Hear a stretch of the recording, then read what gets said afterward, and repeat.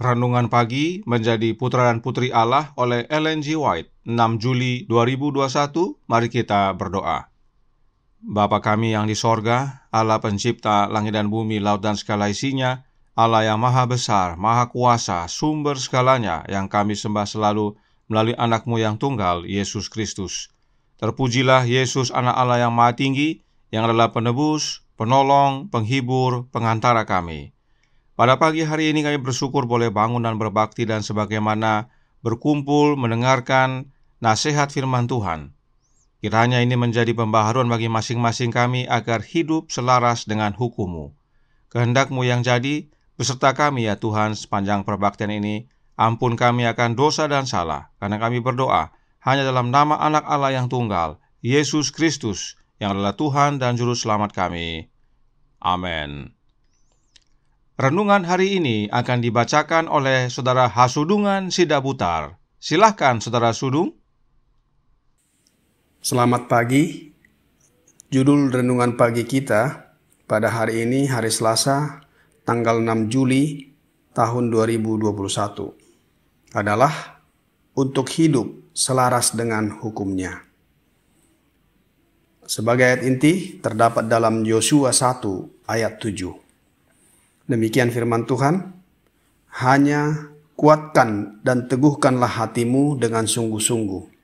Bertindaklah hati-hati sesuai dengan seluruh hukum yang telah diperintahkan kepadamu oleh hambaku Musa. Janganlah menyimpang ke kanan atau ke kiri, supaya engkau beruntung kemanapun engkau pergi. Allah memanggil manusia. Bagi mereka yang dipandangnya benar, pembaruan harus dilakukan di jemaat-jemaat. Sekarang ini ada suatu keperluan besar untuk mengembalikan di dalam hati pria dan wanita penghormatan terhadap 10 hukum seperti dahulu kala. Oleh penurutan kepada 10 hukum ini, kemanusiaan harus disucikan agar akibat-akibat dari meragukan adanya Allah tidak akan diperkuat, melainkan agar alasan iman kita akan dijadikan nyata, dan semua perintah dalam hukum Allah yang suci itu akan dijalankan. Keinsafan akan tanggung jawab perorangan haruslah dibangunkan kembali. Manusia harus mengingat bahwa supaya dihormati sebagai manusia oleh Tuhan, maka haluan tindakan mereka mestilah adil, suci, dan benar. Pria dan wanita boleh menghindari celaan atas panggilan yang mereka pikul demi Kristus. Sebenarnya, mereka boleh melakukan segala pekerjaan anak-anak yang durhaka.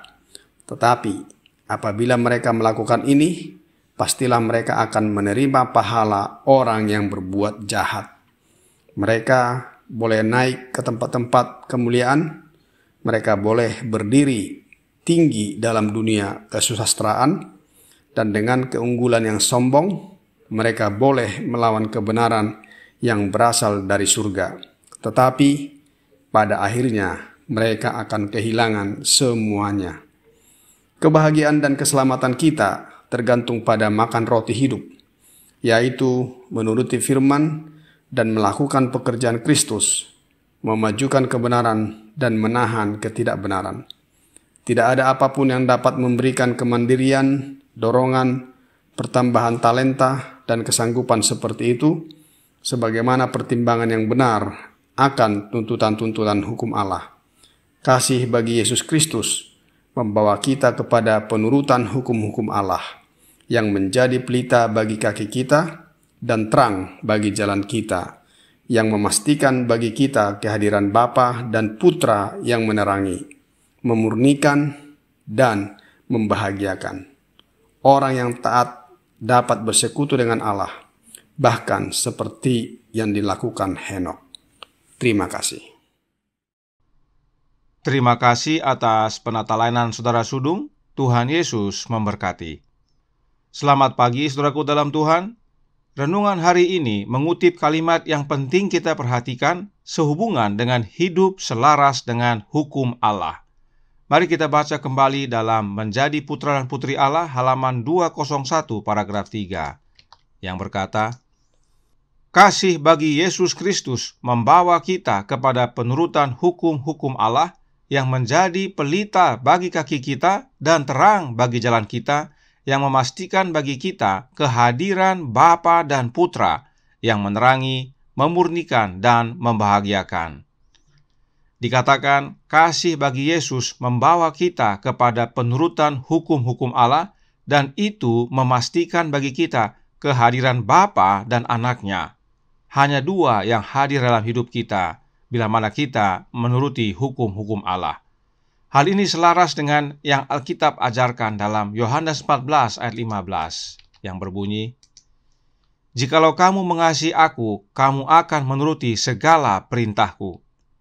Itu sebabnya White menuliskan yang berikut ini sehubungan dengan ayat ini yang terdapat dalam Manuskrip Releases Volume 2 halaman 259 paragraf 1 yang menjelaskan, "Saya menyajikan kepatuhan terhadap perintah-perintah Allah sebagai bukti kasih kita kepada Yesus Kristus, karena Dia dengan jelas memberitahu para murid-Nya bahwa jika mereka mengasihi Dia, mereka akan menuruti perintah-perintah-Nya."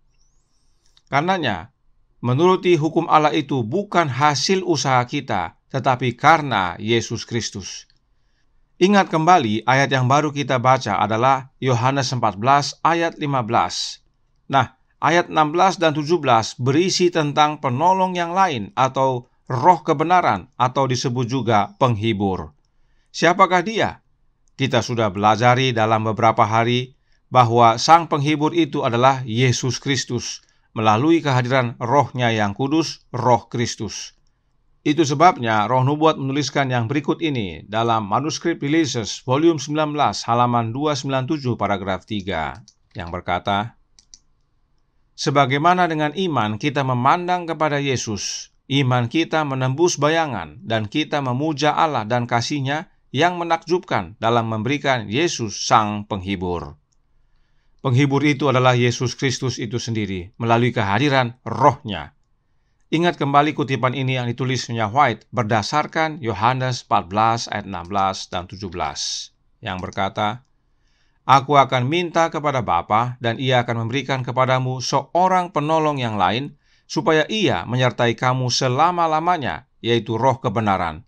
Dunia tidak dapat menerima Dia, sebab dunia tidak melihat Dia dan tidak mengenal Dia. Tetapi kamu mengenal Dia, sebab Ia menyertai kamu dan akan diam di dalam kamu." Yohanes 14 ayat 16 dan 17. Ini merujuk pada kemahahadiran Roh Kristus yang disebut penghibur. Mengapa penting sekali kita tahu dan segarkan kembali tentang Roh Kristus ini? Karena Khotbah di atas Bukit halaman 64 paragraf 3 menyatakan, "Tidak mungkin bagi manusia memelihara hukum dengan kekuatan sendiri, karena sifat manusia sudah rusak, cacat, dan secara keseluruhan tidak menyukai tabiat Allah." Kita, manusia, tidak mungkin menuruti hukum Allah atau selaras dengan hukum Allah. Karenanya, kita perlu pertolongan, dan satu-satunya pertolongan kita adalah dari Yesus Kristus, yaitu melalui kehadiran Roh-Nya, Roh Kristus. This Day with God halaman 19 paragraf 3 melanjutkan, "Kita tidak bisa taat pada hukum Allah sampai kita menyingkirkan semua perbedaan dari pikiran kita, sampai kita membiarkan hati kita dilembutkan dan ditundukkan oleh Roh Kristus." Jelas sekali, Roh Kristuslah yang kita butuhkan agar kita dapat selaras dengan hukum Allah. Mari kita baca kembali kutipan berikut yang sudah kita baca kemarin dalam God's Amazing Grace halaman 137 paragraf 2 yang berbunyi, "Melalui kasih karunia Kristus, kita akan hidup dalam penurutan kepada hukum Allah yang ditulis di dalam hati kita. Setelah memiliki Roh Kristus, kita akan berjalan sama seperti Dia." Jelas bahwa kasih karunia Kristus itu adalah Roh Kristus. Sebab hidup Yesus adalah hidup menurut kepada hukum Allah. Dan jika kita memiliki Roh Kristus, kita hidup sebagaimana Yesus hidup, yaitu dalam penurutan hukum Allah. Inilah pentingnya kita memahami tentang Sang Penghibur yang adalah Roh Kristus. Sebab Yesuslah yang telah menghidupkan kehidupan yang selaras dengan hukum Allah. Karenanya, Yang kita perlukan adalah rohnya Yesus, yang adalah hidupnya Yesus itu sendiri. Bukan aku lagi yang hidup, tetapi Yesus yang hidup di dalam aku. Dan bila Yesus tinggal dalam hidup kita, maka Bapa tinggal dalam hidup kita. Itu sebabnya renungan hari ini tadi menyatakan dengan mengasihi Yesus, membawa kita menuruti hukum Allah yang memastikan bagi kita kehadiran Bapa dan Putranya dalam hidup kita. Apa pentingnya kita hidup selaras dengan hukum Allah?